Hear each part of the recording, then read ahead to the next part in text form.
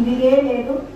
వారి ఆర్తితో ఈ వైభవాన్ని ప్రారంభించుకున్నాం.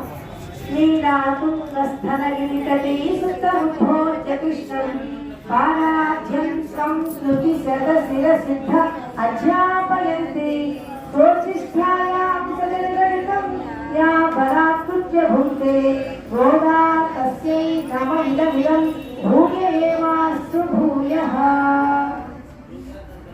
శ్రీమన్నారాయణ, ఈ రోజు నుంచి మనకు తిరుప్పావై వ్రతం మనకి ఆరంభిస్తాం. మనం ఎందుకని తిరుప్పావై డిసెంబర్ 16 ఎందుకు ప్రారంభించాలి, దీనికి ధనుర్మాసం మార్గశిర మాసం మార్గళి అని ఎందుకు పేరున్నాయో ముందుగా మనం చెప్పుకొని తర్వాత అవగాహనలోకి వెళ్దాం.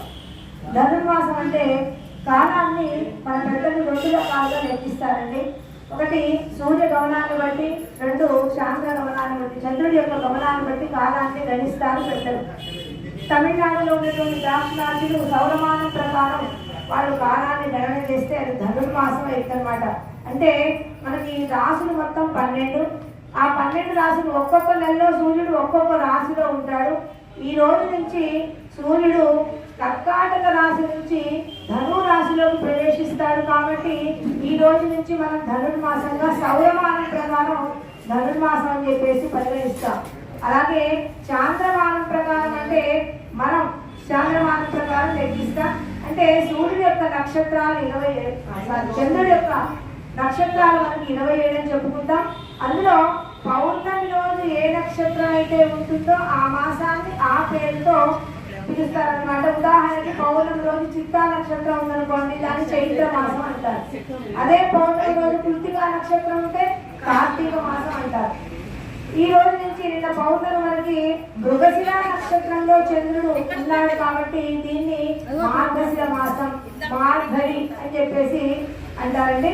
ఇలా కాలాన్ని గణిస్తారు మన పెద్దలు అన్నమాట.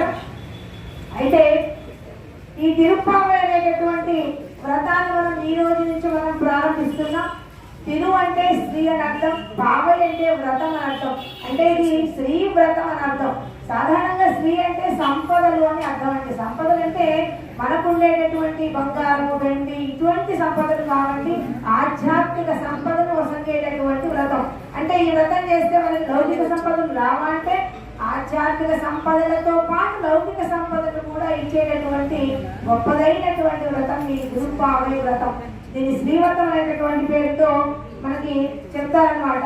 అయితే ఈ వ్రతం చేసినటువంటి వారిని లక్ష్మీ సంపన్నులు అని చెప్పేసి అంటాం. మనందరం కూడా